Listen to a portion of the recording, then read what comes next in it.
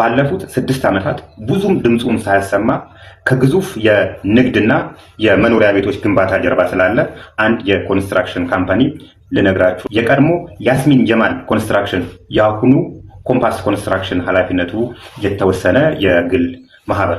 ይህ ኮንስትራክሽን ካምፓኒ ካጠናቀቃቸውና ካስረከባቸው ኮንስትራክሽን ሳይቶች መካከል ሀያት ሪል ስቴት ወሰን አካባቢ የሚገኝ እያንዳንዳቸው 22 ወለል ያላቸውን 14 ብሎኮችን አጠናቆ ለመጨረስ የፈጀበት ጊዜ 2 ዓመት ከ6 ወር ብቻ ነው።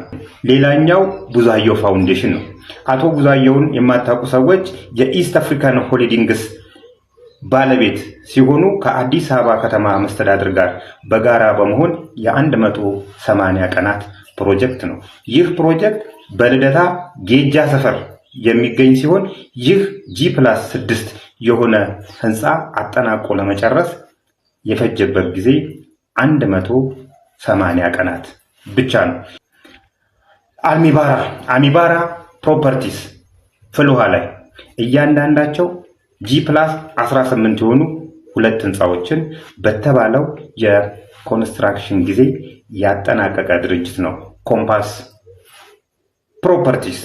ሌላኛው ንብረትነቱ የኢስት አፍሪካን ሆሊዲንግስ የሆነ ኮካ አካባቢ አዋሽ ወይን እያንዳንዳቸው G+12 የሆኑ 6 ህንፃዎች በተባለው ጊዜ ያስረከበ ድርጅት ነው። እነዚህ ከላይ የነገርኳችሁን እንግዲህ ባለፉት ዓመታት በአግሪመንት ጊዜ መሰረት ያጠናቀቃቸው ሲሆን አሁን ላይ በግንባታ ላይ ያሉና ኦልሬዲ ሽያጫቸው እየተጠናቀቀ ያለ መስቀል ፍላወር ላይ G+14፣ ካሳንቺስ ላይ G+19 ያሉ ሲሆን አትላስ ላይ በእቅድ ደረጃ ያለ ነው።